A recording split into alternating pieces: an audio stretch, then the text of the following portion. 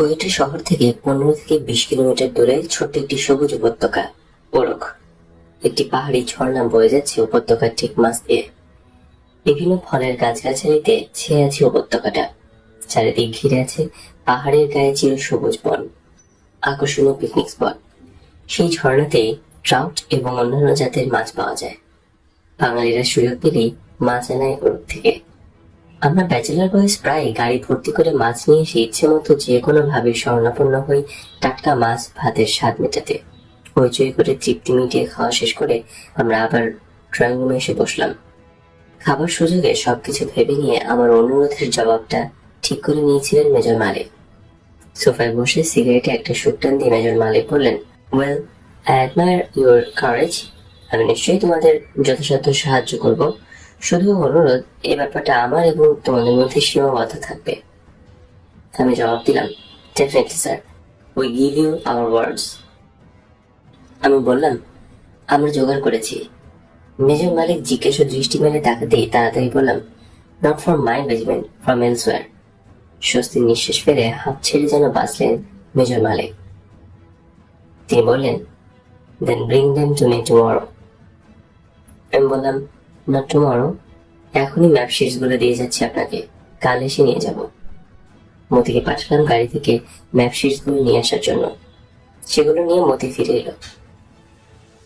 Map sheets গুলো পরখ করে মেজর মালিক স্বগতোক্তি করলেন, ইনক্রেডিবল। জিনিসগুলো উঠিয়ে নিয়ে কোনো গোপন জায়গায় রেখে ফিরে এসে যোগ দিলেন আমাদের সাথে। আমরা তবে আজ উঠি sir, still a lot to be done. তিনি বললেন, বুঝেছি। কি জানো ডালিম, তোমাদের মতো দেশপ্রেমিকদের প্রচেষ্টায় বাংলাদেশ স্বাধীন হবে নিশ্চয়ই, ইনশাল্লাহ। ইচ্ছে হচ্ছে আমিও তোমাদের সাথে পালিয়ে যাই, কিন্তু সেটা সম্ভব নয়। পরিবারের দায়িত্ব বাধা হয়ে আছে। How can I leave the man go? ভারী গলায় কথাগুলো বলছিলেন মেজর মালিক। আমি বললাম, আপনি ঠিকই বলেছেন স্যার, কিন্তু আমাদের সাহায্য করে আপনি তো কম অবদান রাখলেন না। সেভাবে বিচার করলে আপনিও একজন মুক্তিযোদ্ধা।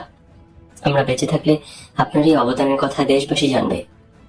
বিশ্বাস করেন স্যার, আপনি একমাত্র সিনিয়র অফিসার যার কাছ থেকে আন্তরিকতা, সহানুভূতি এবং সহযোগিতা পেলাম। বাকি সবাইকে চেনা হয়ে গেছে। অল আর পেপার টাইগার্স। তারা ভীতু, স্বার্থপর, মুখে মুখে সব বাঙালি, এর বেশি কিছু নয়। আমার কথায় মেজর মালিকের চোখে পানি এসে গিয়েছিল। হই হুল্লোড়বাজ বলে পরিচিত মেজর মালিকের মাঝে সাচ্চা বাঙালি দেশপ্রেমিক মেজর মালিককে খুঁজে পেয়ে তার প্রতি শ্রদ্ধা অনেক বেড়ে গিয়েছিল। সালাম জানিয়ে উঠে পড়লাম। গাড়ি পর্যন্ত এগিয়ে দিতে এলেন তিনি। গাড়িতে বসতে যাচ্ছি, ঠিক তখন আবেগে আমাকে এবং মতিকে জড়িয়ে ধরে বলে উঠলেন, I wish you all well boys, take care. আমরা ফিরে এলাম মেসে। মতি বলল, সত্যি অদ্ভুত লোক মেজর মালিক। আমি বললাম, আমিও কিন্তু ভাবিনি তার কাছ থেকে ঠিক এতটা সহযোগিতা পাবো। সত্যি পৃথিবীতে মানুষ চেনা দেয়। আর কয়েকটি বিষয়ে আলাপ আলোচনার পর মতে চলে গেল। লেফটেন্যান্ট সুমি ফিরে যাচ্ছে লাহোর। ভাবলাম ওর কাছ থেকে চেয়ে নেব কম্পাস এবং বাইনোকুলার। যাবার আগের দিন বিদায় নিতে এসেছে সুমি। টকটকে ফর্সা, ওয়েল বিল্ড, সুদর্শন যুবক সুমি। সবসময় মিষ্টি হাসি মুখে লেগেই আছে। সেদিন তাকে খুব মলিন দেখাচ্ছিল। জিজ্ঞেস করলাম, সুমি, খারাপ লাগছে লাহোর ফিরে যেতে, তাই না? ও বলল, ঠিক বলেছেন স্যার, আপনাদের সাথে বেশ কেটে যাচ্ছিল সময়গুলো হেসে খেলে। আপনাদের ছেড়ে যেতে মন কিছুতেই যাচ্ছে না, কিন্তু এর বিকল্পও তো কিছু নেই। যেতে তো হবেই। আপনার কথা কখনো ভুলতে পারবো না স্যার। আপনি না থাকলে life out here would have been hell and most boring. Sumi, আজ তোমাকে একটা অনুরোধ করব। রক্ষা করতে না পারলে কথা দাও এই ব্যাপারে তুমি কাউকে কিছুই বলবে না। বলল, কেমন কথা স্যার, যার জন্য এমনি ভাবে আমাকে লজ্জা দিচ্ছেন? সুমির কথায় আন্তরিকতা ফুটে উঠল। ওকে বিশ্বাস করা চলে। আমি বললাম, আমি পালিয়ে গিয়ে স্বাধীনতা সংগ্রামে যোগ দেবো ঠিক করেছি। রাজস্থান বর্ডার দিয়ে ক্রস করব। তোমার কম্পাস এবং বাইনোকুলারটা পেলে সুবিধা হয়। Fantastic, great idea. আমি নিশ্চয়ই দেবো কম্পাস এবং বাইনোকুলার, কিন্তু আমাকে কি সঙ্গে নিতে পারেন না স্যার? আকুতি ছড়ে পড়লো ওর অনুরোধে। I beg of you sir, please take me alone. আমাকে সঙ্গে নিয়ে চলুন। Well Sumi, thanks a lot. I shall remain ever grateful for your help. কিন্তু তোমাকে সঙ্গে নেবার ব্যাপারে ঠিক এই মুহূর্তে কোনো জবাব দেওয়া আমার পক্ষে সম্ভব নয়। I hope you are in mind. আমাকে একটু ভাববার সময় দিতে হবে। ও বলল, that's fine sir, do take your time, but be sure, even if you decide not to take me along for some reason, you will get the things which you have asked for. আমি কিছুই মনে করবো না। উঠে আস তাহলে। না না না, সে কি করে সম্ভব? লাঞ্চের সময় হয়ে গেছে, লাঞ্চ করে যাবে তুমি। বলে খাবারের ব্যবস্থা করার নির্দেশ দিলাম বেয়ারাকে ডেকে। খাওয়ার পর সুমি যাবার জন্য বিদায় চাইল। আমি বললাম, সন্ধ্যায় মেসে থাকো, আমি আসবো। সম্মতি জানিয়ে চলে গেল সুমি। সুমি চলে যাওয়ার পর আমিও বেরিয়ে পড়লাম, মতি এবং নূরকে সঙ্গে করে সোজা ক্যাপ্টেন তাহারের ওখানে। অনেক আলোচনার পর ঠিক হলো সুমিকেও সঙ্গে নেওয়া হবে। সন্ধ্যার একটু আগে সুমির ওখানে গিয়ে হাজির হলাম আমি একাই। প্ল্যানিং এই স্টেজে গোপনীয়তা রক্ষা করার জন্যই স্ট্রিক্ট কম্পার্টমেন্টেশন মেনে চলা হচ্ছিল।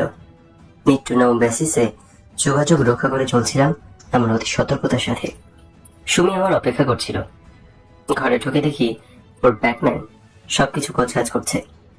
যাত্রার প্রস্তুতি। লেটস হ্যাভ চাইনিজ বলেই গাড়িতে সুমিকে তুলে সোজা চলে গেলাম চায়না ক্যাফেতে। খাবার ফাঁকে ফাঁকে আলাপ হচ্ছিল। Sir, you said Rajasthan is the sector, is that correct? Sumi জানতে চাইল। জবাব দিলাম, দ্যাটস রাইট। ও বলল, তাহলে আপনার সাথে তো আমার যাওয়া কিছুতেই সম্ভব হবে না। আপনি তো জানেন I am allergic two sand. বালির স্পর্শে আমার সমস্ত গায়ে চুলকানি শুরু হয়ে যাবে। তা এর জন্য আপনার তো কোনো অসুবিধা হোক আমি সেটা চাই না। তাই সিদ্ধান্ত নিচ্ছি আই শ্যাল স্টে ব্যাক। সত্যিই তো, এই কথাটা গতকাল আমাদের খেয়ালই আসেনি। সুমি বলল, I don't want to be a liability. এতে আপনাদেরও বিপদ হতে পারে। আমার জন্য আপনার পথে কোনো বাধার সৃষ্টি হোক আমি চাই না। ছলছল চোখে কথাগুলো বলে চলল সুমি। আমি ওর হাত ধরে ওকে সান্ত্বনা দিলাম। বললাম, ডোন্ট ফিল সো ব্যাড। আমার সাথে মরুপথে যেতে পারছো না তো কি হয়েছে? That's not the end of the world. এখান থেকে যাওয়ার পর লাহোরের কোশর কিংবা ওয়াগা বর্ডার দিয়ে তুমি পালাবার চেষ্টা করতে পারো। আমার কথায় সুমির চোখ উজ্জ্বল হয়ে উঠল। তাই তো, লাহোর থেকে ক্রস করাটা সহজ হবে আমার জন্য।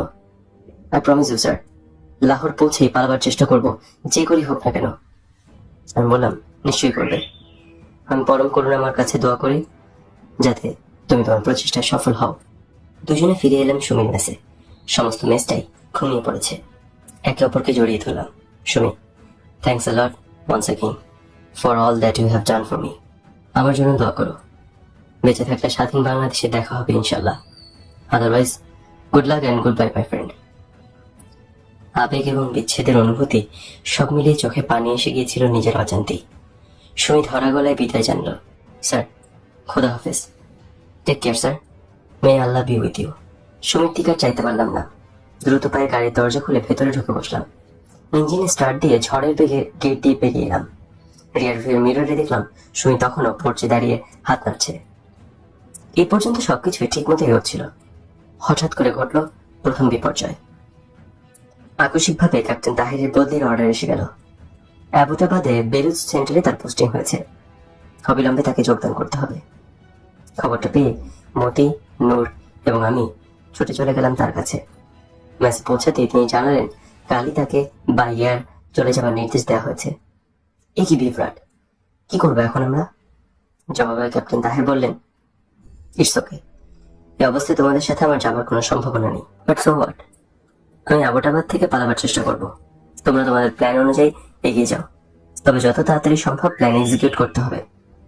বুঝতে পারলাম পোস্টিং অর্ডার একবার যখন আসা শুরু হয়েছে তখন যে কোনো সময় মতি ও নূরের কিংবা আমার পোস্টিং অর্ডারও এসে পড়তে পারে। একে অপরের কাছ থেকে বিচ্ছিন্ন হয়ে পড়ার আগেই আমাদের কেটে পড়তে হবে। পরদিন সকালে ক্যাপ্টেন তাহিরকে এয়ারপোর্টে বিদায় জানিয়ে ফিরে এলাম। আশ্চর্য ব্যক্তিত্ব ক্যাপ্টেন তাহির। তরুণ, চৌকস কমান্ডার অফিসার। সবেমাত্র রেঞ্জার্স কোর্স শেষে আমেরিকা থেকে ফিরেছেন। ফেরার পরপরই ডিটেইলড হয়ে কোয়েটাতে এসেছিলেন সিনিয়র ট্যাকটিক্যাল কোর্স করতে। স্বল্পভাষী, অসীম সাহসী, তেজদীপ্ত চেহারা, অস্বাভাবিক মনোবল এবং আত্মপ্রত্যয়ের অধিকারী যুবক ক্যাপ্টেন তাহির দেশপ্রেমের এক দুর্লভ নিদর্শন। অল্প দিনের মধ্যেই আমাদের মন জয় করে ফেলেছিলেন তিনি। অত্যন্ত আপন হয়ে উঠেছিলাম আমরা। পাকিস্তান থেকে আগত মুক্তিযোদ্ধাদের মধ্যে মতি, নূর এবং আমি সর্বপ্রথম পাকিস্তান থেকে পালিয়ে এসে মুক্তিযুদ্ধে যোগদান করতে সক্ষম হয়েছিলাম। দ্বিতীয় ব্যাচে এসেছিলেন মেজর মঞ্জুর, ক্যাপ্টেন জিয়াউদ্দিন এবং ক্যাপ্টেন তাহির। তারা এসেছিলেন শিয়ালকোট সেক্টর দিয়ে। আমরা একসাথে যুদ্ধ করেছি, কাঁধে কাঁধ মিলিয়ে।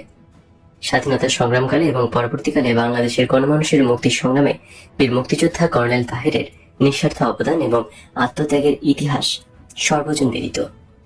কিংবদন্তির নায়ক কর্নেল তাহিরের আত্মগাথা শ্রদ্ধার সাথে স্মরণ করবে বাংলাদেশের বর্তমান এবং ভবিষ্যৎ প্রজন্মের দেশপ্রেমিকরা। বাংলাদেশের ইতিহাসে স্বর্ণাক্ষরে লেখা থাকবে তার নাম। কোনো অপচেষ্টাই শহীদ তাহিরের স্মৃতিকে ম্লান করে দিতে পারবে না বাংলার মাটিতে। কর্নেল তাহির মরেও অমর হয়ে আছেন, আর থাকবেনও চিরদিন। ক্যাপ্টেন তাহিরের হঠাৎ বদলিতে ভেঙে পড়লেও আমরা নিজেদের সামনে নিলাম। তার চলে যাবার পর পুরোদমে আমরা আমাদের পরিকল্পনার কাজ এগিয়ে নিয়ে চললাম। সুমির পিস্তলটা পাওয়ায় আমাদের সুবিধা হলো। আমার ব্যক্তিগত হাতিয়ারের মধ্যে রয়েছে একটা পিস্তল আর একটা রিভলভার। সুমির পিস্তলটা আমাদের হাতিয়ারের সমস্যার সমাধান করে দিল। ক্রমান্বয়ে আমাদের সব প্রস্তুতি প্রায় শেষ হয়ে এলো। এখন শুধু সময় এবং সুযোগের অপেক্ষা। ইতিমধ্যে আমাদের 16 ডিভিশনের ইউনিটগুলোকে জরুরি ভিত্তিতে পূর্ব পাকিস্তানে পাঠানো হচ্ছে। যে সমস্ত ইউনিটগুলো পাঠানো হচ্ছে সেগুলো থেকে বাদ দেওয়া হচ্ছে বাঙালি সদস্যদের। এ থেকে ধরে নিলাম খুব শীঘ্রই আমার পোস্টিং অর্ডার এসে যাবে। আমার ইউনিটে আমরা মাত্র 2 জন বাঙালি। হলেও তাই, প্রায় একই সময় নূর এবং আমার পোস্টিং অর্ডার এসে গেল। আমাকে যেতে হবে খাড়িয়ায় আর নূরকে যেতে হবে কোহাট। একই সময় পোস্টিং অর্ডার পাওয়ায় দুজনেই খুশি হলাম। এতে আমাদের মুভমেন্ট টু কোঅর্ডিনেট করতে সুবিধা হবে। আগেই সিদ্ধান্ত নেওয়া হয়েছে পোস্টিং অর্ডার পেয়ে নতুন জায়গায় যাওয়ার পথেই কেটে পড়বো আমরা। এতে করে খুব সহজেই সপ্তাহখানেকের জয়েনিং টাইম কাজে লাগানো যাবে। কিন্তু সমস্যা দেখা দিল মতিকে নিয়ে। যে কোনো কারণেই হোক না কেন ওর পোস্টিং অর্ডার আসতে দেরি হচ্ছিল। ঠিক হলো কিছু একটা করা দরকার। স্কুলে আটকা পড়া সব বাঙালিরাই প্রায় চলে গেছে পশ্চিম পাকিস্তানের বিভিন্ন ইউনিটে। হঠাৎ মতির মাথায় একটা বুদ্ধি এলো। ও সরাসরি পিন্ডিতে ইমেজ ব্রাঞ্চের সাথে যোগাযোগ করে জানতে চাইল বেঙ্গল রেজিমেন্টের অফিসারদের পোস্টিং ইনচার্জকে। ভাগ্যক্রমে জানা গেল ওই বিভাগের দায়িত্বে যে কর্নেল সাহেব রয়েছেন তিনি মতির পূর্ব পরিচিত। কর্নেল সাহেব মতির এক স্কুলমেটের বাবা। পরিচয় জানার পর মতি আবদার করে বসল, আঙ্কেল, স্কুলে আটকে পড়া সবারই পোস্টিং হয়ে গেছে, শুধু আমিই পড়ে রয়েছি। আমার একটা গতি করুন। একাকিত্বের যন্ত্রণা আমাকে করে করে খাচ্ছে। Please uncle, you got to do something for me as soon as possible. জবাবে কর্নেল আঙ্কেল বললেন, তুমি চিন্তা করো না, আমি আজই তোমার পোস্টিং অর্ডার পাঠিয়ে দিচ্ছি। 6 ইস্ট বেঙ্গল রেজিমেন্ট পেশোয়ারে যাবার জন্য তুমি প্রস্তুত হও। মতি কর্নেল সাহেবকে ধন্যবাদ জানিয়ে বলেছিল সম্ভব হলে পেশোয়ার যাওয়ার পথে মুলতান হয়ে যাওয়ার চেষ্টা করবে ও। উদ্দেশ্য কর্নেল সাহেবের পরিবারের সবার সাথে দেখা করে যাওয়া। পুরো পরিবারের সাথে মতি পূর্ব পরিচিত। কথা শেষে মতি আনন্দে উচ্ছ্বসিত হয়ে উঠল। It's all done sir, well done indeed, it's really great. Colonel আঙ্কেলের কথা মতো পরদিনই মতি তার পোস্টিং অর্ডার হাতে পেয়ে গেল। আমরা স্বস্তির নিঃশ্বাস ফেললাম। গেমস থেকে ফিরে এসে এক্সারসাইজ করছিলাম মেসে। মতি এবং নোর এলো। দুজনে খুব রিল্যাক্সড। এক্সারসাইজ শেষ করে ফ্রেশ হয়ে তিনজনে গিয়ে বসলাম লনে। ঠিক করা হলো নোর রওনা হবে ট্রেনে করে কোহাটের পথে। কিন্তু পথিমধ্যে ভাওয়ালপুরে নেমে যাবে নোর। সেখানে সার্কিট হাউসে অবস্থান নেবে নোর। মতি এবং আমি ওর যাত্রার পরদিন ভাওয়ালপুরে তার সাথে মিলিত হব। মতি এবং আমি কিভাবে যাব সে ব্যাপারে কিছুই আলাপ হলো না। আমাদের অঙ্গীকার অনুযায়ী কেউই বিষয়ে কোনো প্রশ্ন করলো না। আলাপ শেষে ক্লাবে চলে গেলাম তাম্বোলা নাইটের অ্যাটেন্ড করার জন্য। আমাকে কমান্ডিং অফিসার নির্দেশ দিলেন যত তাড়াতাড়ি সম্ভব গোছগাছ করে খাড়িয়া চলে যেতে। স্বাভাবিকভাবে আমি ব্যস্ত হয়ে পড়েছিলাম গোছগাছ নিয়ে। সমস্ত মালপত্র ব্যাটম্যানকে দিয়ে এপ্রিলের প্রথম সপ্তাহের শেষের দিকে ট্রেনে করে পাঠিয়ে দিলাম খাড়িয়ায়। সিওকে বললাম ট্রেনে না গিয়ে বাই এয়ারে লাহোর যাবো আমি। ট্রানজিট পিরিয়ডটা লাহোরে আমোদ ফুর্তি করে কাটিয়ে দিয়ে খাড়িয়াতে চলে যাব। সমস্যা দেখা দিল সদ্য কেনা গাড়িটা নিয়ে। নতুন গাড়ি শখ করে কেনা, তাই বেচে দেওয়ার প্রশ্নই ওঠে না। এতে লোকজনের মনে সন্দেহের সৃষ্টি হতে পারে। তাই ঠিক করলাম আমার এক ঘনিষ্ঠ বন্ধুকে দিয়ে যাব গাড়িটা। এজাজ লাহোরের ছেলে। ওর পরিবারের সাথেও আমার ঘনিষ্ঠতা রয়েছে। আমাকেও তারা পরিবারের একজন হিসেবেই মনে করে। এজাজকে একদিন বললাম, এজাজ, আমি বাইয়ার লাহোরে যাচ্ছি, তুই আমার গাড়িটা রেখে দে, সুবিধা মতো লাহোরে পাঠিয়ে দিস। আমি পরে এক ফাঁকে খাড়িয়া থেকে লাহোরে গিয়ে গাড়িটা নিয়ে আসবো। এজাজ আমার প্রস্তাবে খুশি হয়ে রাজি হলো এবং বলল, don't you ever think about it, I shall manage everything, you just go and have fun at Lahore. By the way, when are you planning to leave? আমি বললাম, অ্যারাউন্ড মিড এপ্রিল। এভাবেই গাড়ির ঝামেলারও সুরাহা হলো। এর মধ্যে ঘটল চরম অঘটন। একদিন গেমসের পরে স্কুলের মেসে অ্যান্টিরুমে বসেছিল নূর। কয়েকজন পশ্চিম পাকিস্তানি অফিসারও বসেছিল সেখানে। কথায় কথায় একসময় বাঙালি জাতি এবং শেখ মুজিব সম্পর্কে কটূক্তি করে নূরকে চটাবার চেষ্টা করছিল। ওদের একজন নূরকে উদ্দেশ্য করে বলল, নূর, তেরা তো কিসমত খুল গয়া রে, शेख मुजीब अभी तुझे एकदम से जनरल बना देगा। Bastard Mujib is A traitor. Don't you think so? Sir বাঙালি কম হিন্দু হ্যাঁ। উস্কানিমূলক এই ধরনের বক্তব্যে নূর ভীষণভাবে উত্তেজিত হয়ে ওদের কথার জবাবে গর্জে ওঠে। If Mujib is a Gaddar, then Yahya is a rogue. He is killing thousands of Bengalis. He has let loose the forces to rape and dishonor our mothers and sisters. Therefore, he is a bigger bastard. এই ধরনের কথা বলেই ক্ষান্ত হয়নি নূর। রাগের চোটে সামনের স্ট্যান্ডে রাখা প্রেসিডেন্ট ইয়াহিয়া খানের ছবি তুলে নিয়ে আছড়ে ফেলে দিয়ে তার উপর গিয়ে গটগট করে হেঁটে বেরিয়ে যায় নূর। প্রেসিডেন্টের ছবি পা দিয়ে মারিয়ে চূর্ণ বিচূর্ণ করার গুরু অপরাধে তখনই তার বিরুদ্ধে ওপেন অ্যারেস্টের আদেশ জারি করে স্কুল কর্তৃপক্ষ। শুরু হয়ে যায় কোর্ট মার্শাল প্রসিডিংস। ঘটনার আকস্মিকতায় আমার এবং মতির মাথায় বাজ ভেঙে পড়ে। হতভম্ব হয়ে যাই আমরা সবাই। খবর পেয়ে ছুটে গেলাম ওর কাছে। এ কি করলে নূর? ক্ষণিকের উত্তেজনার বসে সবকিছু ভণ্ডুল করে দিলে কি করে? তোমার এই ধরনের হঠকারী কার্যকলাপের পরিণামে আমরাও বিপদে পড়তে পারি। তোমার সাথে আমাদের বৃদ্ধতার কথা সবাই জানে। How could you be so stupid to do a thing like that? Shame on you. এই ধরনের কাজ তোমার কাছ থেকে আশা করিনি। হঠাৎ করে ওর উপর ভীষণ রাগ হলো। বলল, I'm sorry sir. I was totally out of it. যা ঘটেছে তার জন্য আমি লজ্জিত এবং অনুতপ্ত। এখন আমাকে নিয়ে বৃথা চিন্তা না করে প্ল্যান মতো আপনারা চলে যাওয়ার ব্যবস্থা করেন যত শীঘ্রই সম্ভব। সামারি অফ এভিডেন্স শুরু হলে আপনাদের ডাক পড়া অসম্ভব কিছু নয়। কেসে জড়িয়ে পড়ার আগে পালিয়ে যেতে হবে আপনাদের। আমার যা হবার তা হবে, কিন্তু আপনারা ফেসে পড়লে আর যাওয়ার সুযোগ হবে না। তাই আমার আন্তরিক অনুরোধ, please leave me alone to my fate and just think to escape as quickly as possible. আপনাদের কিছু হলে আমি নিজেকে কখনো ক্ষমা করতে পারবো না। ছেলে মানুষের মতো ডুকরে কেঁদে উঠল নূর। ওকে সান্ত্বনা দেবার ভাষা খুঁজে না পেয়ে ভারাক্রান্ত হৃদয় নিয়ে ফিরে এলাম। হঠাৎ করে কি থেকে কি হয়ে গেল? এখন আমাদের কি করা উচিত ভেবে কোনো কুলকিনারেই পাচ্ছিলাম না। নূরের ভবিষ্যৎ ভেবে শঙ্কিত হয়ে পড়লাম। বেচারা নূর। অনেক তর্ক বিতর্কের পর ঠিক করলাম মতি এবং আমি 16 এপ্রিল আমাদের যাত্রা শুরু করব। তখনকার দিনে করাচি থেকে এক ফ্লাইটে কোয়েটা মুলতান হয়ে লাহোর যেত প্রতিদিন। 16 তারিখের ওই ফ্লাইটে রওনা হবো আমি লাহোরের পথে। মতি স্কুল অ্যাডজুটেন্টকে জানিয়ে দিয়েছে ট্রেনে না গিয়ে ও বাই এয়ার ট্রাভেল করবে। প্রতিমধ্যে মুলতানে কয়েকদিন কর্নেল সাহেবের পরিবারের সাথে কাটিয়ে চলে যাবে পেশোয়ার। MS ব্রাঞ্চের কর্নেল সাহেবের নাম শুনে অতি স্বাভাবিকভাবেই তার প্রস্তাব মেনে নিয়েছিল স্কুল অ্যাডজুটেন্ট। একই ফ্লাইটে আমাদের সিট বুক করলাম। ওপেন অ্যারেস্টে থাকার ফলে আমরা নূরের সাথে স্বাভাবিক যোগাযোগ রক্ষা করে চলতে পারছিলাম। ক্লোজ অ্যারেস্ট হলে ওর সাথে কোনো যোগাযোগ রাখা সম্ভব হতো না। নূর বন্দী হওয়ার পর থেকেই মানসিক অশান্তিতে ভুগছিলাম।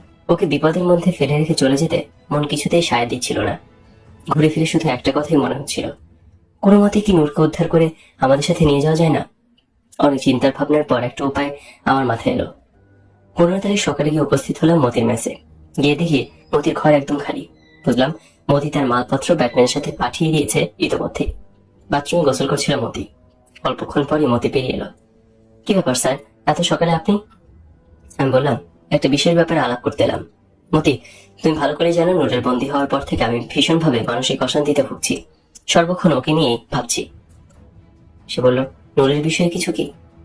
আমার মানসিক অবস্থা আজ করে বোধহয় প্রশ্নটা করলো মতি। আমি বললাম, হ্যাঁ, নূরকে সঙ্গে নেবার একটা আইডিয়া এসেছে মাথায়। আমাকে শেষ করতে না দিয়ে মতি বলে উঠল, আরে ম্যাড স্যার, বন্দী অবস্থা থেকে তাকে নিয়ে যাওয়ার কথা কি করে ভাবলেন? ওকে সঙ্গে নিলে আমরা ধরা পড়তে বাধ্য। আমি বললাম, আহা, আগে শোনো না আমার আইডিয়াটা। মতিকে শান্ত করার চেষ্টা করলাম। বেশ, বলেন কি বলতে চান? বললাম, দেখো মতি, নূরই প্রথম আমার কাছে পালিয়ে যাওয়ার ইচ্ছা প্রকাশ করেছিল।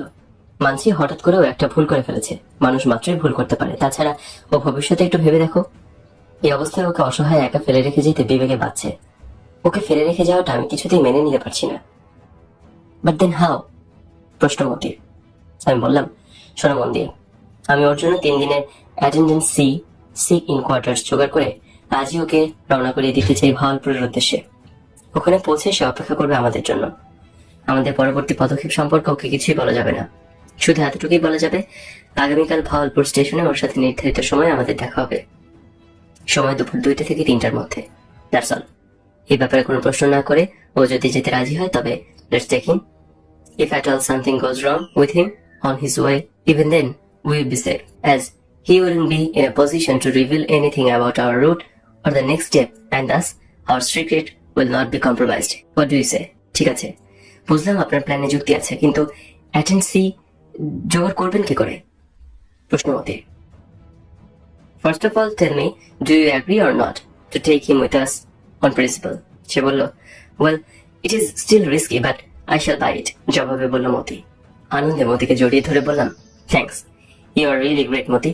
নাও come along and see what I do. গাড়ি থেকে ছুটে চললাম সিএমএইচ স্টাফ সার্জন ক্যাপ্টেন জামালের কাছে।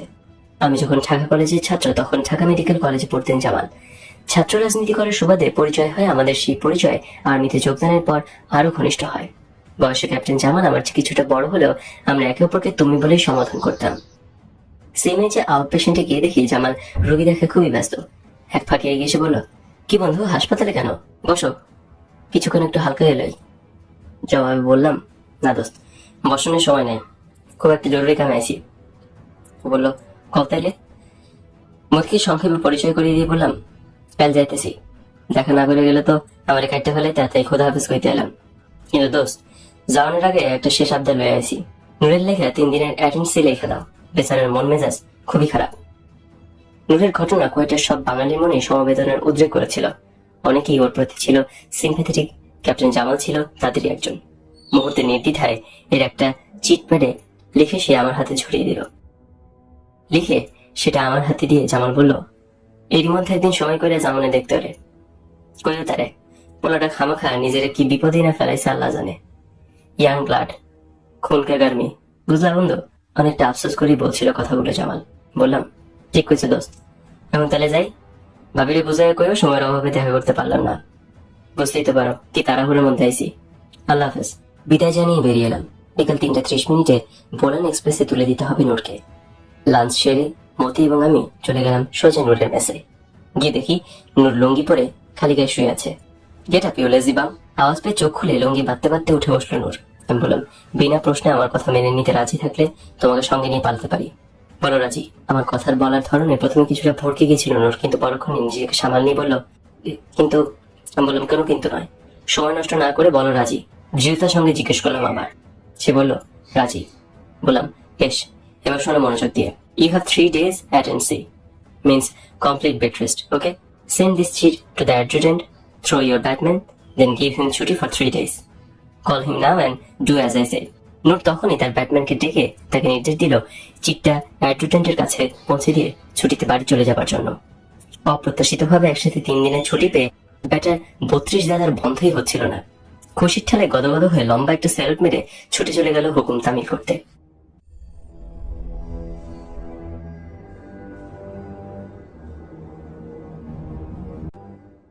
বেশ, এবার শোনো মনোযোগ দিয়ে।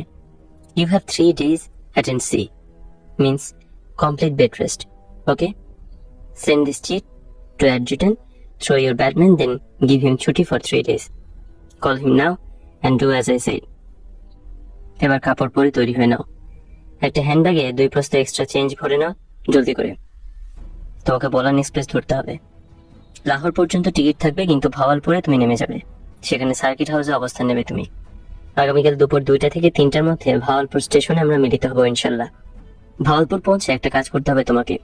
সেখান থেকে ভাওয়ালনগর যাবার উপায় কি এবং কোন উপায়ে কতটুকু সময় লাগবে সেটা জেনে রাখতে হবে।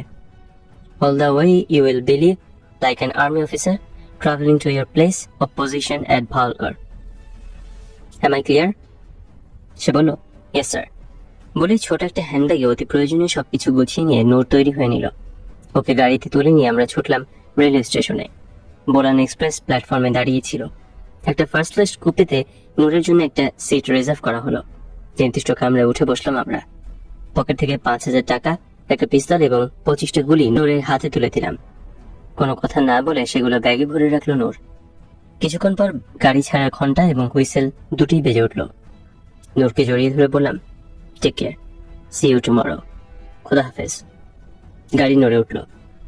আমরা প্ল্যাটফর্মে নেমে পড়লাম। তীব্র হুইসেল বাজাতে বাজাতে বোলান এক্সপ্রেস স্টেশন ছেড়ে বেরিয়ে গেল। আমরাও ফিরে এলাম। আজ রাতে ডিভ আরটি এর তরফ থেকে আমার ফেয়ারওয়েল ডিনার। তাই মতিকে মেসে নামিয়ে দিয়ে ফেরার সময় বললাম, কাল এয়ারপোর্টে দেখা হবে। মেসে সেই রাতে ডিভ আরটি এর ব্যান্ডের সাথে অনেক রাত অব্দি পানাহার চলল। ব্যান্ডের তালে তালে নাচ গানো হলো রেওয়াজ অনুযায়ী। বেশ কিছুটা ক্লান্তি অনুভব করছিলাম সারাদিনের ব্যস্ততায়। তার উপর মাথায় রয়েছে নূরের ব্যাপারে টেনশন, কিন্তু কিছুই করার নেই। সব চিন্তা মনে চেয়ে রেখে স্বাভাবিকভাবে সব ফর্মালিটিস শেষ করে অনেক রাতে ফিরে এলাম নিজের কামরায়। সেদিন হঠাৎ করে এক পশলা বৃষ্টি হওয়ায় বেশ ঠান্ডা পড়েছে, তাই বেয়ারা ঘরের ফায়ার প্লেসে আগুন জ্বালিয়ে দিয়ে গেছে। সঙ্গে নেবার জিনিসপত্র আগেই গোছগাছ করে রাখা হয়েছে। টেবিলের উপর রাখা আমার সবচেয়ে প্রিয় ফটো অ্যালবাম দুটো, সাথে আখরোটের সূক্ষ্ম কাজ করা লেটার বক্সে রাখা আছে নিম্মির লেখা চিঠিগুলো। বেডসাইড টেবিলের উপর ফটো স্ট্যান্ডে রাখা নিম্মির ছবিটাকে ভীষণ জীবন্ত লাগছে। মনে হচ্ছে ও যেন গভীর দৃষ্টিতে আমাকে পরখ করে দেখছে। এগুলো পুড়িয়ে ফেলতে হবে, কোনো সূত্র লেখা চলবে না, এতে করে সমূহ বিপদের সম্ভাবনা রয়েছে। ফায়ারপ্লেসের সামনে একটা চেয়ার টেনে নিয়ে বসে পড়াবার আগে শেষবারের মতো অ্যালবামের ছবিগুলো দেখতে লাগলাম। প্রতিটি ছবির সাথে জড়িয়ে আছে এক একটা স্মৃতি। ফটো দেখা শেষ হলে অ্যালবাম দুটো ছিঁড়ে ফেলে দিলাম ফায়ারপ্লেসে। দাউ দাউ করে আগুন জ্বলে উঠল। চিঠিগুলো ফেলে দিলাম সেই আগুনে।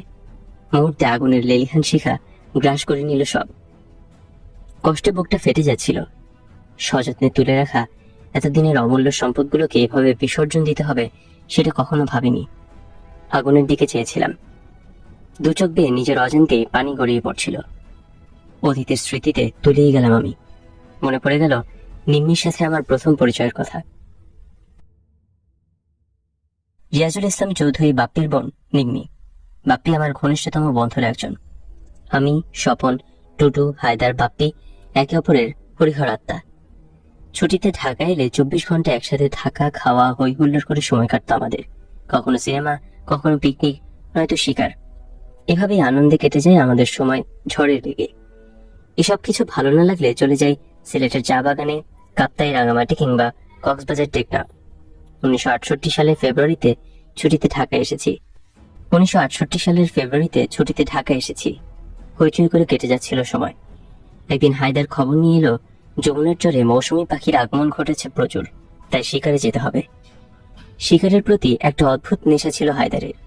সেদিন রাতেই দল বেঁধে শিকারে বেরিয়ে পড়লাম। আরিচা ঘাট পর্যন্ত গাড়ি, তারপর নৌকা যাত্রা। মধ্যরাতের পর খাওয়া দাওয়ার পর নৌকায় উঠলাম। পরদিন দুপুর পর্যন্ত শিকার করে শেষ বিকেলে ফিরে এলাম। শিকার ভালোই পাওয়া গেছে, একটা রাজহাঁস, 4টা চখা, 20টা বালিহাঁস। শীতকালে মৌসুমী পাখি সাইবেরিয়া থেকে উড়ে আসে বাংলাদেশের ঝাঁকে ঝাঁকি। গরমের শুরুতেই আবারও উড়ে ফিরে যায় তুন্দ্র অঞ্চলে। পাসপোর্ট কিংবা ইমিগ্রেশনের ঝামেলা নেই তাদের, যখন যেখানে খুশি উড়ে চলে যায় ওরা। শুধুমাত্র মানুষের কাছ থেকে বৈষয়িক স্বার্থে স্বাধীনতা কেড়ে নেওয়া হয়েছে। বাসায় ফিরতেই আমার ছোট দুই বোন মহুয়া এবং কিয়া বায়না ধরে বসলো, ব্রিটিশ কাউন্সিলে একটা ফাংশন হচ্ছে, সেখানে নিয়ে যেতে হবে। সারাদিন রাত শিকারে ধকলে সবাই ক্লান্ত, কেউ ওদের নিয়ে যেতে রাজি হলো না। ক্লান্ত থাকা সত্ত্বেও আমি ওদের মানা করতে পারলাম না। অনেক কষ্টে বাপ্পিকে সঙ্গে যাওয়ার জন্য রাজি করালাম। যখন ব্রিটিশ কাউন্সিলে পৌঁছলাম তখন রাত 9টার উপর। বারান্দায় কয়েকটি মেয়ে দাঁড়িয়ে আছে দেখতে পেলাম। ফাংশন, অথচ লোকজনের ভিড় নেই। গাড়ি পোর্চের নিচে দাঁড় করাতেই মহুয়া কাছে নামিয়ে জিজ্ঞেস করলো, এই নিম্মি, এদিকে এসো। নিম্মিটি আবার কে? দেখলাম একটি মেয়ে গাড়ির কাছে এগিয়ে এলো। মহুয়া প্রশ্ন করলো, কি এত ফাঁকা কেন? মেয়েটা বলল, ফাংশন শেষ। বাপ্পি ওকে উদ্দেশ্য করে বলে উঠল, তুমি এখন এখানে কি করছো? মেয়েটা জবাব দিল, রিক্সা পাচ্ছি না।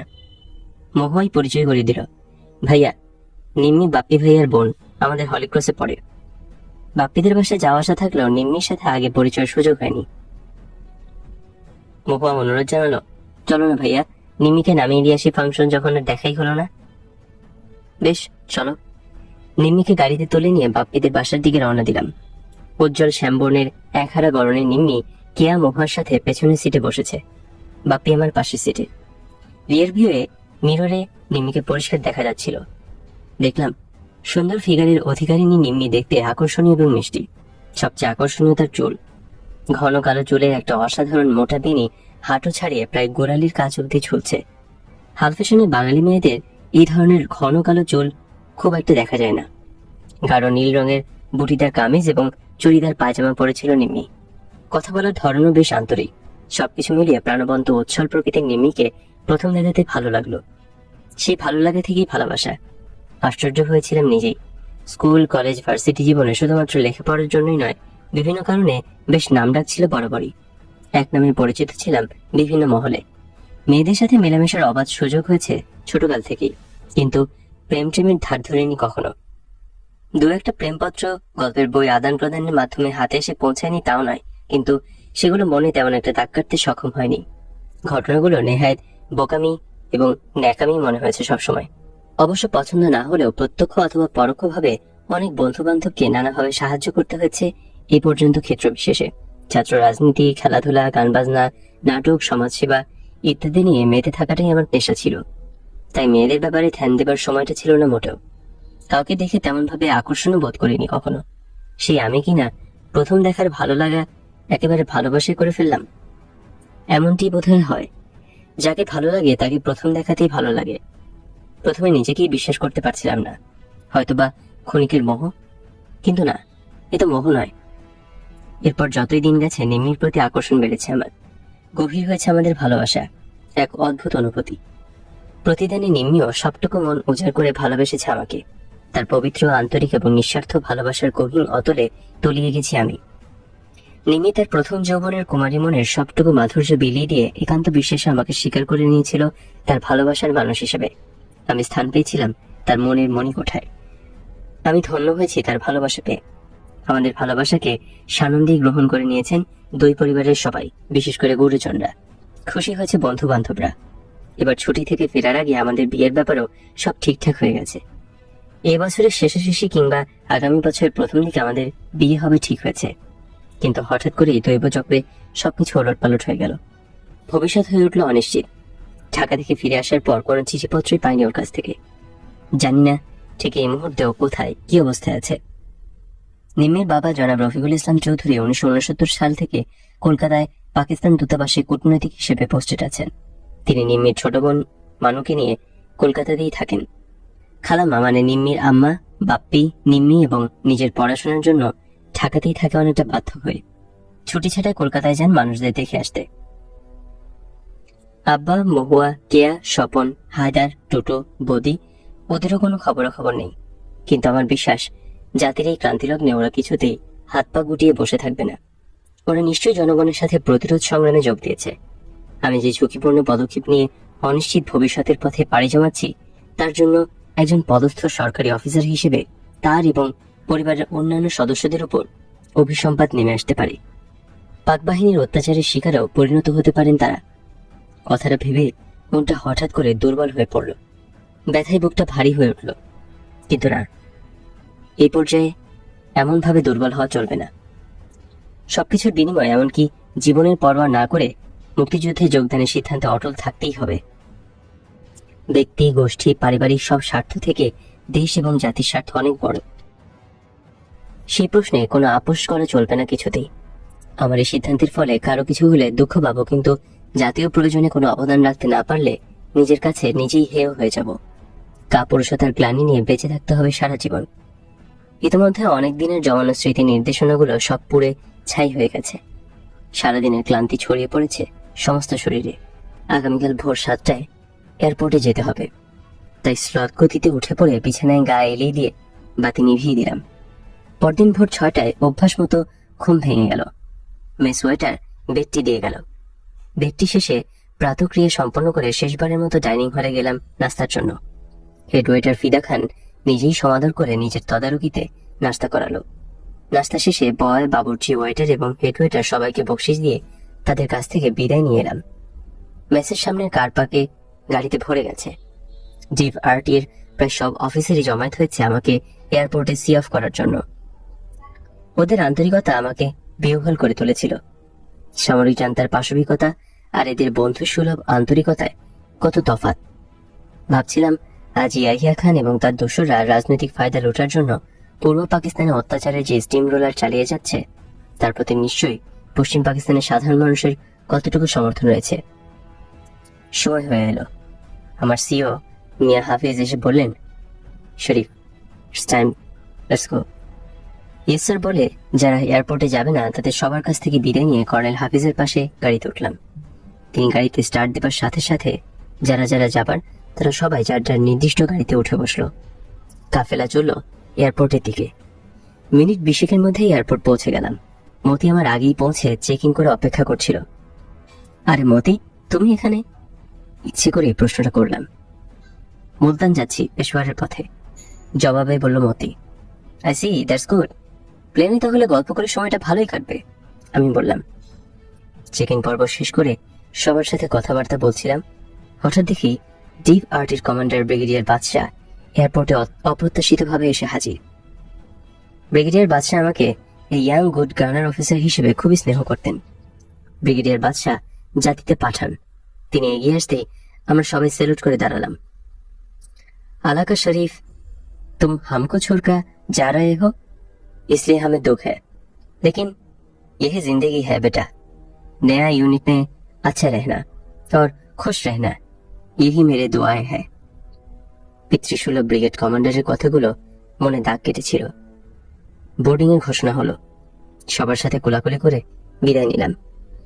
ব্রিগেডিয়ার বাদশার ইশারায় কয়েকজন ইয়াং অফিসার কাঁধে তুলে নিয়ে হি ওয়াজ এ জলি গুড ফেলো বলতে বলতে আমার প্লেনের সিঁড়ি পর্যন্ত বয়ে নিয়ে গেল। পুরোনো বন্ধুদের ছেড়ে যেতে খুব খারাপ লাগছিল। কোনো মতে নিজেকে সামলে নিয়ে প্লেনে উঠে বসলাম। মতিও উঠে বসেছে। জানালা দিয়ে দেখলাম সবাই লাইন করে দাঁড়িয়ে হাত নাড়ছে। অল্পক্ষণ পরে প্লেন স্টার্ট নিয়ে টেক অফ করলো। সবাই তখনও দাঁড়িয়ে, কেউ কেউ রুমাল নাড়িয়ে শেষ বিদায় জানাচ্ছিল। প্লেন এয়ারপোর্টের উপর দুটো চক্কর মেরে মেঘের ভিতর দিয়ে উপরে উঠে গেল। সবাইকে পেছনে ফেলে প্লেন উড়ে চলল মুলতানের উদ্দেশ্যে। এভাবেই শুরু হলো আমাদের নিরুদ্দেশ যাত্রা।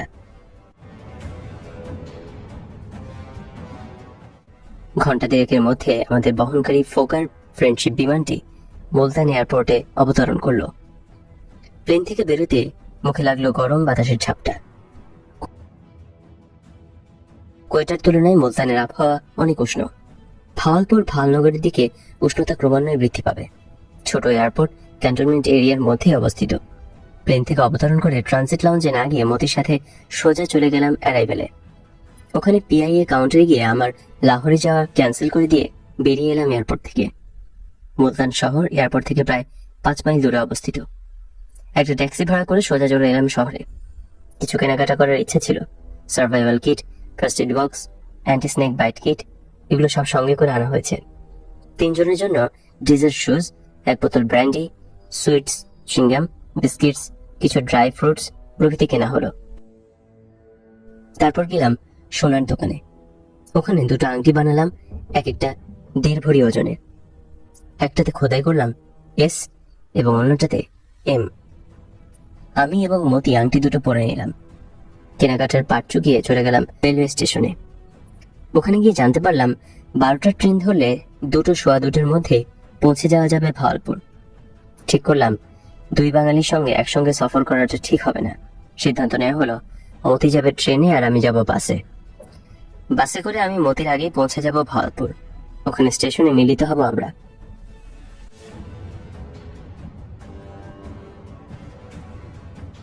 মতিকে ট্রেনে তুলে দিয়ে ট্যাক্সি করে গিয়ে পৌঁছালাম বাস স্ট্যান্ডে। প্রতি 15 মিনিট অন্তর বাস ছাড়ছে ভাওয়ালপুরের উদ্দেশ্যে। ট্যাক্সি ছেড়ে দিয়ে অপেক্ষমান বাসে উঠে বসলাম। মালপত্রের বেশিরভাগই মতি নিয়ে গেছে। আমার কাছে রয়েছে হালকা ছোট্ট একটা ব্যাগ। 2টা বাজার আগে পৌঁছে গেলাম ভাওয়ালপুর। বাস স্ট্যান্ডে নেমে টাঙ্গা করে পৌঁছালাম স্টেশনে। স্টেশনে পৌঁছে দেখি পূর্ব সিদ্ধান্ত অনুযায়ী নূর প্ল্যাটফর্মের এক প্রান্তে একটা খবরের কাগজ হাতে নিয়ে দাঁড়িয়ে আছে। সোয়া 2টার দিকে মতির ট্রেন এসে প্ল্যাটফর্মে এসে দাঁড়ালো। মতি নামলো ট্রেন থেকে। একে অপরের সাথে চোখাচোখি হলো, কিন্তু কেউ কারোর সাথে কথা বললাম না। 3 জনেই আলাদাভাবে সার্কিট হাউসে পৌঁছে গেলাম। নূরের ঘরে ঢুকে একে অপরকে জড়িয়ে ধরলাম উল্লাসে। নূর আগে আমাদের লাঞ্চের ব্যবস্থা করে রেখেছিল। ঘরেই লাঞ্চ করলাম। লাঞ্চের সময় নূর জানালো পথে কোনো অসুবিধাই হয়নি। আরো জানালো ভাওয়ালপুর থেকে ভাওয়ালনগর 2 ভাবে যাওয়া সম্ভব। ট্রেনে করে গেলে লাগবে 1 ঘন্টা 3। ট্রেনের সময় বিকাল 4টা, আর ট্যাক্সিতে গেলে সময় লাগবে বড়জোর ঘন্টা 2।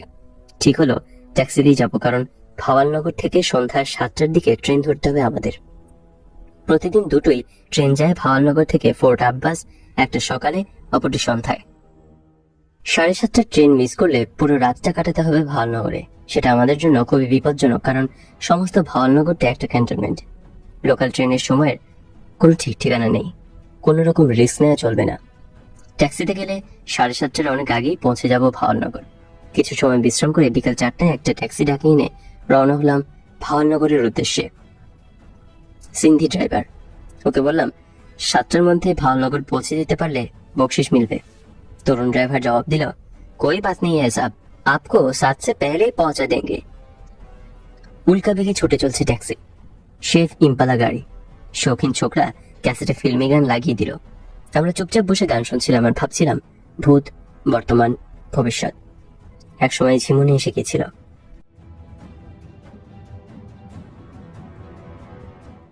হঠাৎ একটা বিকট শব্দ শুনে চমকে তিনজনে জেগে উঠলাম। একটা ঝাঁকুনি দিয়ে ট্যাক্সি ততক্ষণে থেমে গেছে। কি হলো, ব্যাপার কি? প্রায় একসাথেই বলে উঠলাম তিনজন। দেখতে হিসাব বলে গাড়ি থেকে নেমে গেল ড্রাইভার। কিছুক্ষণ পরীক্ষা নিরীক্ষা করে ফিরে এসে বলল, गाड़ी का क्रैंकशाफ्ट टूट गया। बोले की बेटा, फिर अब क्या करेंगे? जिज्ञेस करलो नूर। घबराओ मत सर, 5 से मील रहते हैं, कोई ना कोई सवारी जरूर मिल जाएगा, उसमें बैठा देंगे आप लोगों को। की सर्वनाश, তবে কি ঘাটে এসে তরি ডুবলো?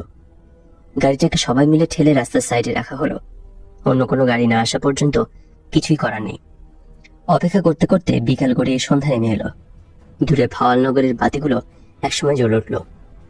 7টা বেজে গেল, কোনো গাড়ির লক্ষণ নেই। অস্থির হয়ে উঠলাম সবাই। হতাশায় মনোবল হারিয়ে ফেলেছিলাম প্রায়। হঠাৎ দূরে একটা হেডলাইট দেখা গেল। কিছু একটা আসছে ভাওয়ালপুরের দিক থেকে। রাস্তা ব্লক করে দাঁড়ালাম চারজনই। যাই হোক না কেন, থামাতে হবে। কাছে আসতে দেখলাম একটা ল্যান্ড রোভার। আমরা হাত দিয়ে ইশারা করে গাড়িটি থামলো। রোডস অ্যান্ড হাইওয়ে এর এক ইঞ্জিনিয়ার যাচ্ছেন ভাওয়ালনগর। ভদ্রলোককে সবকিছু বুঝিয়ে বললাম। তিনজন আর্মি অফিসারের দুর্গতি দেখে ভদ্রলোক সহানুভূতি দেখিয়ে বললেন, আপনাদের কষ্ট না হলে আমি আপনাদের নিয়ে যেতে পারি। কষ্ট? হাতে আকাশের চাঁদ পেলাম। ধন্যবাদ জানিয়ে তাড়াতাড়ি ট্যাক্সির ভাড়া চুকিয়ে মালপত্র নিয়ে জিপে উঠে বসলাম। আধ ঘন্টার মধ্যে ভাওয়ালনগর পৌঁছে গেলাম। তখন রাত 1:45। আমাদের ট্রেন নিশ্চয়ই ছেড়ে এতক্ষণে চলে গেছে। ইঞ্জিনিয়ার সাহেব জিজ্ঞেস করলেন, কোথায় নামবেন? স্টেশনের কথা না বলে বললাম, শহরের যে কোনোখানে নামিয়ে দিলেই চলবে। টাউন সেন্টারে নামিয়ে দিয়ে গেলেন ভদ্রলোক। সেখান থেকে একটা টাঙ্গা করে কাছেই স্টেশনের দিকে রওনা হলাম। স্টেশনে পৌঁছে দেখি অসম্ভব ভিড়। এমনটি তো হবার কথা নয়। ট্রেন চলে যাবার পর স্টেশন থাকবে জনশূন্য, তাহলে এত লোক কেন স্টেশনে? ট্রেন কি তাহলে এখনো আসেনি? হঠাৎ করে কিছুটা আশার আলো ঝলকে উঠল। আমি তাড়াতাড়ি ছুটে গিয়ে স্টেশন মাস্টারকে জিজ্ঞেস করলাম, ফোর্ট আব্বাসের ট্রেনের খবর কি? দুবাকে স্টেশন মাস্টার বললেন, ট্রেন লেট, এখনো এসে পৌঁছায়নি। জানে পানি ফিরে এলো। দৌড়ে গিয়ে মতি এবং নূরকে খবরটা দিতে খুশিতে আত্মহারা হয়ে ওরা লাফ দিয়ে টাঙ্গা থেকে নেমে পড়ল। কলির মাথায় মালপত্র চাপিয়ে টাঙ্গার ভাড়া মিটিয়ে দিয়ে প্ল্যাটফর্মে চলে এলাম। পথে একটি ভিক্ষুক দাঁড়িয়েছিল। আনন্দের অতিসাহ্যে 100 টাকার একটি পুরো নোটই তাকে দিয়ে দিলাম। 8:30 আমাদের ট্রেন এলো। ফার্স্ট ক্লাসের 3টা টিকিট কাটা হলো ফোর্ট আব্বাস পর্যন্ত। বর্ডার এলাকার ট্রেন। আমাদের মতো ফৌজি ছাড়া ফার্স্ট ক্লাসের যাত্রী বিরল। অতি সহজেই একটা খালি কামরা পেয়ে উঠে বসলাম। ট্রেনে উঠেই বুফে কার্ট থেকে ডিনার আনবার বন্ধ ব্যবস্থা হলো। খাবার সার্ভ করে গেল বেয়ারা। দরজা বন্ধ করে খাবার পার্ট চুকিয়ে নিলাম। ট্রেন ইতিমধ্যেই চলতে শুরু করেছে। খাওয়া শেষ করার পর পদযাত্রার প্রস্তুতি শুরু হলো। সবাই ডার্ক কালারের কাপড় পরে নিলাম। আমাদের কাছে তখন সর্বমোট প্রায় 1020 টাকা। ওগুলো কাপড়ের বিভিন্ন চোরা পকেটে ঢুকানো হলো। সুটকেস থেকে হ্যাভারসেক বের করে ওতে 3 জনের আরেক বস্তা করে কাপড় নেওয়া হলো। প্রয়োজনীয় সাথে নেবার সবকিছু রাখা হলো হ্যাভারসেকে। ম্যাপ বের করে নাইট মার্চ চার্ট আঁকা হলো। পাকিস্তানের মোটরাইজড ইনফ্যান্ট্রি ডিভিশনের ডিফেন্সিভ এলাকার মধ্যে দিয়ে ইন্ডিয়ান আর্মির একটি ট্যাঙ্ক রেজিমেন্টের হেডকোয়ার্টার্সের পাশ দিয়ে ঘেঁষে যেতে হবে আমাদের। রাস্তায় পড়বে অ্যান্টি ট্যাঙ্ক অবস্টাকলস মাইনফিল্ড। এদের মাঝে ক্যাব বের করে নিয়ে যাত্রাপথ নির্ধারণ করা হয়েছে। পথে 2 তরফের পেট্রোল পার্টির মোকাবেলায় পড়তে হতে পারে। সিদ্ধান্ত নেওয়া হলো, যে কোনো উপায় হোক ওন ট্রুপস অ্যান্ড এনিমি ট্রুপসকে এড়িয়ে যেতে হবে আমাদের। নেহাত বিপাকে পড়লে সংঘর্ষের মাধ্যমে শত্রুকে পরাস্ত করার উদ্যোগ নেওয়া হবে। কোনো অবস্থাতেই ধরা পড়া চলবে না। ধরা পড়ার আগেই আমরা আত্মহত্যা করব। কোনো কারণে অবস্থার পরিপ্রেক্ষিতে একে অপরের কাছ থেকে বিচ্ছিন্ন হয়ে পড়লে ব্যক্তিগত উদ্যোগে করণপুর পৌঁছানোর চেষ্টা করতে হবে।